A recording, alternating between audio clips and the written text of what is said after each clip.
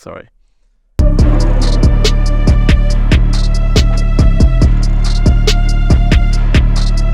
Okay, hello, nice to meet you. This is Miss Bora, and she's a counseling therapist in our university. You guys can go talk to her and like ask advice from her and like just share your problems, or she can give advice from her. So please, Bora, like, can you introduce yourself? Sure. So, hello, my name is Boa. I'm a counseling psychologist, or you can call me a therapist here in Stamford, Ramanine campus. So, normally I'll sit in the storage room of the library. If you need me, you can just like contact me via line. You can ask from any staff, any teachers, or even the nurse at the nurse service room. Could you like tell me about where did you study and like where did you graduate from about this? So I start my bachelor in psychology in Chulalongkorn University, and then after that I study further in my master at Chula as well for counseling psychologist, and then I began to study my CBT or cognitive behavioral therapy at Faculty of Medicine at Chulalongkorn, and now I'm currently studying for my PhD in ABAC in counseling psychology as well. Mm-hmm. There are so many friends like I knew, like they have some issues, like they just ignore it and they don't want to seek help, and they feel ashamed, feel like something, like they see going to see therapy as a very bad thing. Like some students are really ashamed of it and they never seek help. So what are your thoughts?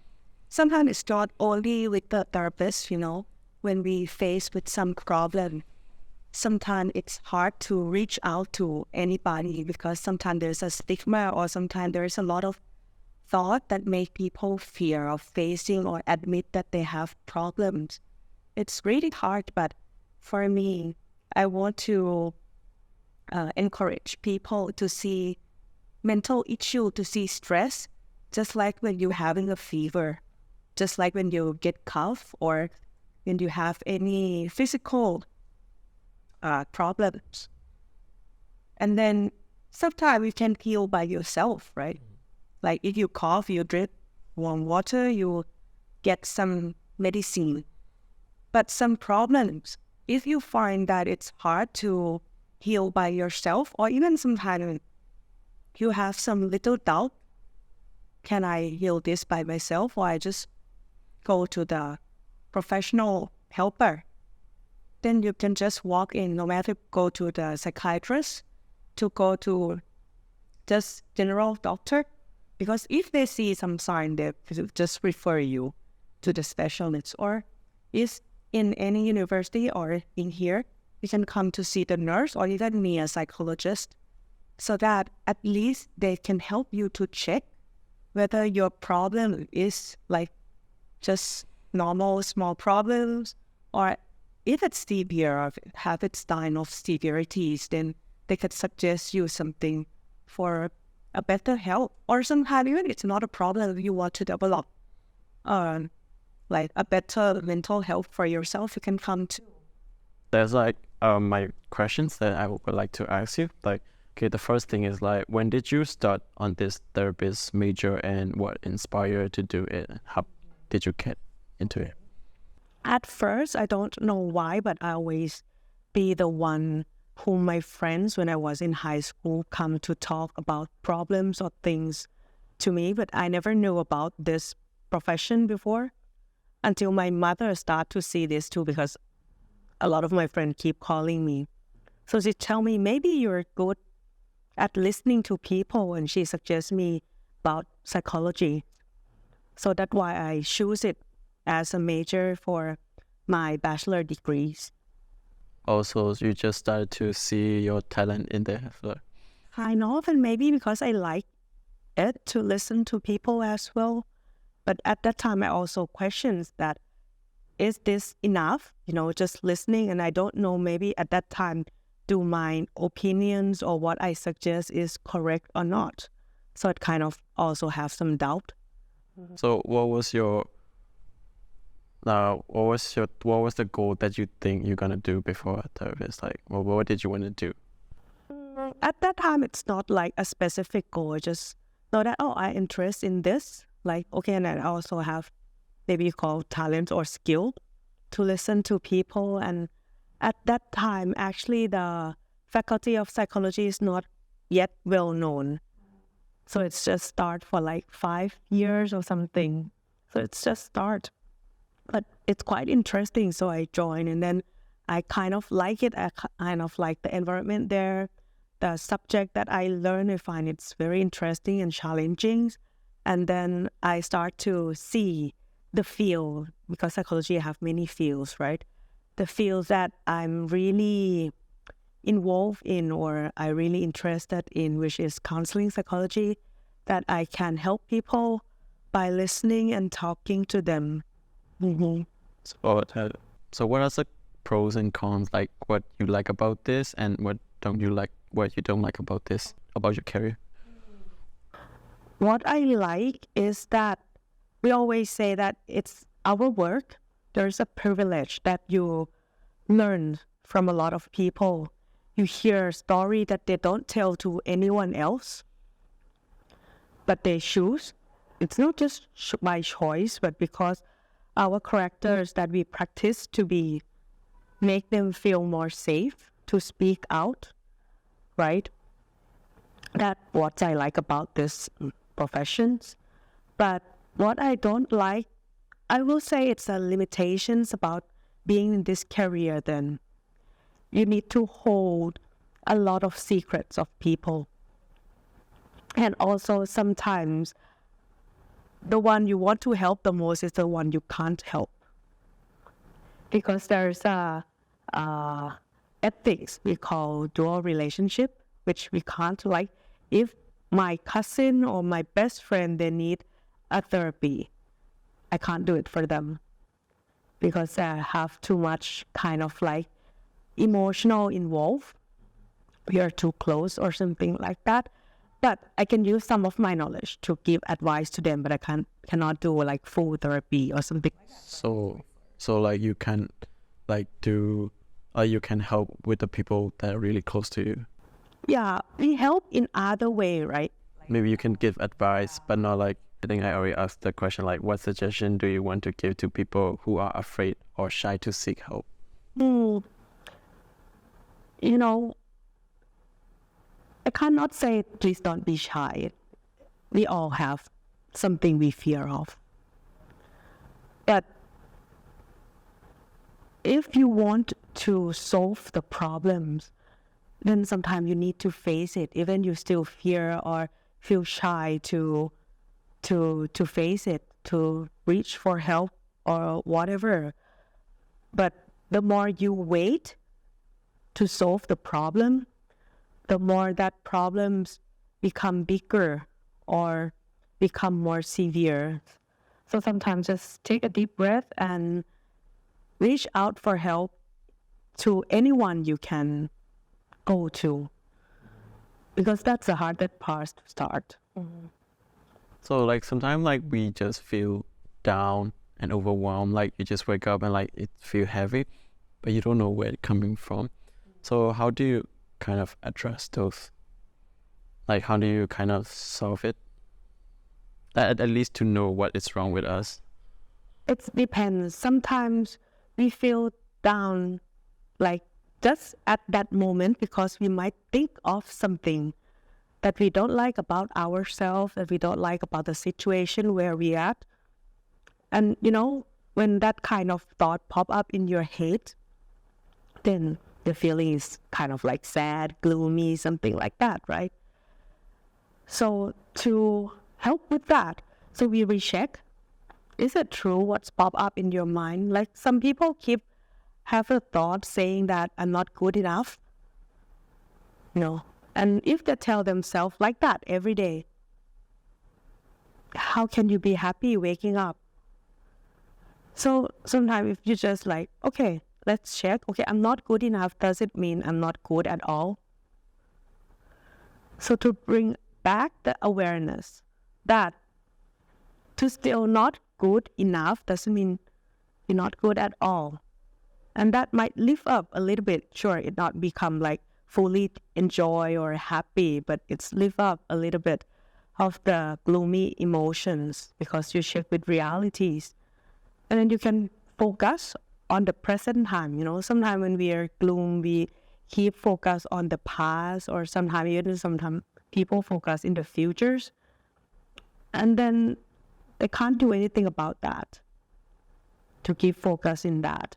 So if they bring back to the present times and look through, okay, what I want to do or to be right now, and then they put on the actions, that can create the self-confidence or at least self-regulation, to keep doing things.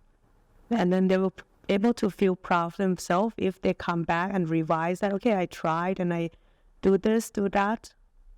So you need to reflect on yourself first.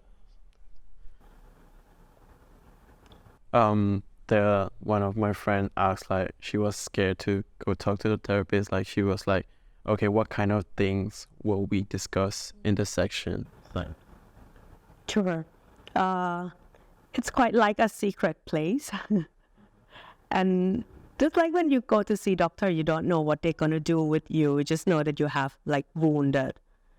Sometimes you expect that, it's going to be hurt, that they have to heal my wound or watch my wound or something like that. But still, problem needs to be solved. But normally what we do is we just talk. But what we mostly talk about, if it's in my session, we talk about what you think, what you believe, how that bring that emotions that make you feel suffering from, and then what happened to your body. So mostly we try to survey and observe what's really happens, what would be the pattern that that person have, and to see how it's impact their life, their feelings, their thoughts. And then we try to adapt or change it together for better mental health. Mm-hmm. So like on the first meeting, you're gonna start like with a little bit of conversation, and you're gonna figure out and use different tactics to solve the problems for them. It's all the job of the counselor, so the client or the case doesn't have to They don't have to worry about it. So they also ask, like, how long does it require for a person to see the improvements of the section? It depends. Mostly just the first sessions, at least they'll feel more relief. Sometimes they hold that problems, that stress for quite a long time, and they don't know where to go. So at first session, they will get more relief. At least they talk to someone. Yeah. Some hope, because now they know there's a way to fix or to help with their problems. But the amount of time that they need to spend will depend on the severities of the problems. Some problem, it might be fixed within one session. Some might take 2 to 3 times, like follow-ups and detect some things. Some might take like 6 times a month, 6 months, or even a year or more than years. What was the longest section that you do with your client? I think it's about 3 years, because that's personality problems, and the root of the problem is quite like, it's root deep in their life. So it's take time, but it doesn't mean during this process they can't have a happiness in their life. They still have, but in some dimension that they still have like problem. It needs time to fix, change, adapt. So you give them a lot of homework? Yeah. Something like that. Oh, so another question is like, do we need to prepare anything we go to the section? Like, what kind of things? Okay, what you need to prepare is your conscious and energy. If you come like drunk, or you just take some medications or any substance that make you unable to talk or maintain your memories, then that's all. That's what you need to prepare. So there's nothing else. There's nothing else. The last question is like, how can students contact or reach out to you? Sure. So if for Stamford students, you can add my line at care and then 4 number and then RM9, or you can just ask for the I will, QR code. yeah, I will put the links down below. And If you don't have line, then I would input my email to you.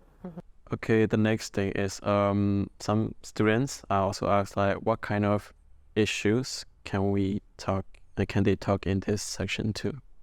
So actually, any kind of problem that relate to human, it can be stress about your fame, your friends, your study, your family, about your physical situations, about any kind of development, even about sex. I'm also a clinical sexologist as well. So even about sex, we can talk because sometimes, especially at this age, sometimes students face some struggle in this for sex problem, not just like the sex, but also the identity crisis or even relationship crisis. We can talk about this in the session as well. Even some addictions. If you want to stop any kind of addictions, you can come to me as well. Mm-hmm. So like, it's related to your answer. Like, there's a Netflix series, Sex Education. How do you see about it? It's a very good one.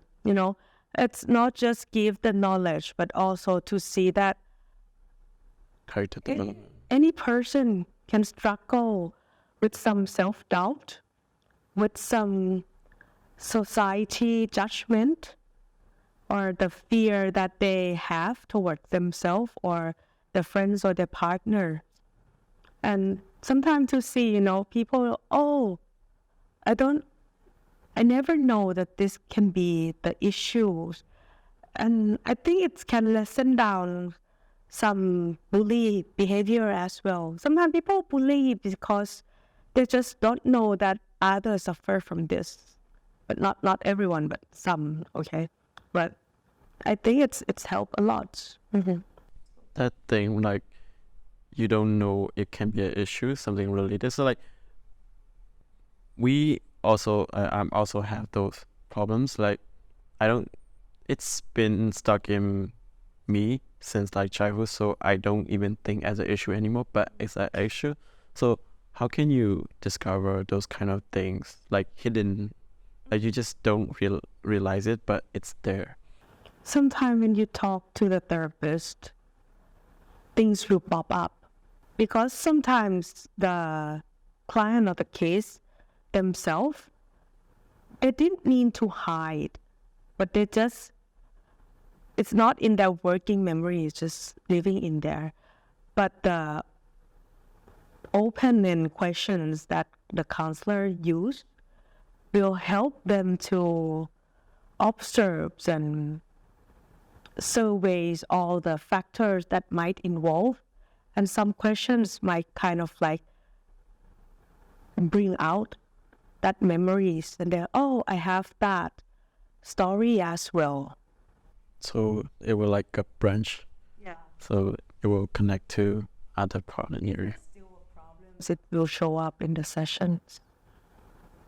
Just another question is like, okay, for Stamford, it's free for students, but they have friends who's not from Stamford, so like they want to reach out to. So like, how about the other professional, like out of uni? So do you have any suggestion for that? Like, how can they contact you? If for student and staff also in Stamford, it's free here. But if for someone out there, it depends. If you Thai, then all the hospital. Oh, you're Thai, right? You can talk in Thai too. I forgot to mention about it. No problems. So normally, if like for Thai, they can go to any hospital that have this service, but the queue is quite long. but you can choose like the private hospital as well. Or actually, there's a mental hotline for Thai people called สายด่วนสุขภาพจิต which is like numbers 1323. So it's free for all Thai people, but it's quite packed as well. But nowadays, there's a lot of private centers provide counseling and therapy all over Thailand right now, not just in Bangkok. But in Bangkok, I see a lot. Like where I'm working is called CBTD.Thai. We provide both Thai and English therapy. Or you can go like at Tula, they're also at Faculty of Psychology, or what does it call? I forgot the name. Like, there's any more, you can just type. I'll put those links down in the description. Yeah. Or you can just search like in Thai is นักจิตวิทยาการปรึกษา or นักบำบัด or in English you can just type like therapy sessions, counseling, psychology, or something like that, and Okay, the next question is like you yourself as a therapist. So sometimes like if you feel stressed about it, like do you seek help or do you solve by yourself? And actually, it's our own ethics as well, that we need to take a very good care of our own physical health and mental health, because in these occupations, actually, if it's in America, it's the top 3 that have the most tendency work to commit suicide, because as you say, we have to Absorb a lot of negativity. a lot of negativities and very severities, things that happen to people. So we need to manage our own stress, anxiety, depressions very well. Like when I study for my master, we might have like 13% graduate in the same year, but only like half of them that still work in this field. Other they work in other field. Not this psychiatrist. Not a psychology field. But Even like it's one of my close friends told me about their deep dark secret or something. It's kind of heavy to keep that secret. I can imagine how therapists could deal with it. sometimes, when I do the mental health hotline, sometimes people call to have someone when they suicide.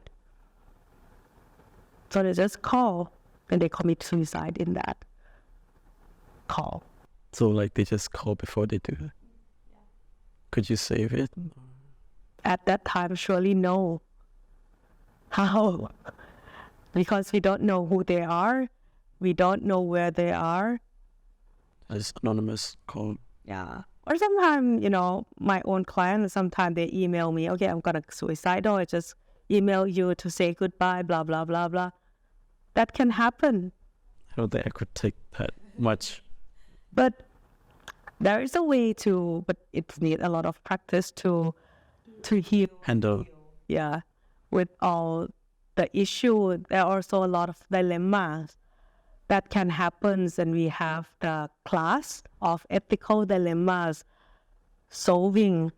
So that's how you manage to take care of your own cognitions and to maintain professional ethics. And also, I think for me, the most burden is like the exhausting to my own physical, then because it use a lot of attention and energy in one sessions to listening and also to talk with the client. So I have to set my boundaries to have maximum is 6 clients per day, not more than that. 6 clients per day. Yeah. That's a lot. It's got to be too much. I have seen so many people started journaling again. Me myself also journaling every day. Like maybe sometimes I write on my book, sometimes I write on that laptop, like my feelings. So do you have any tips about journaling, and what kind of questions do you use personally, or do you want to share about something for journaling? It depends on what is the purpose of that journaling. Like if someone they just want to keep for their own like memories, then you can do however you want. But nowadays, what's quite trendy now is like the gratitude journal, right?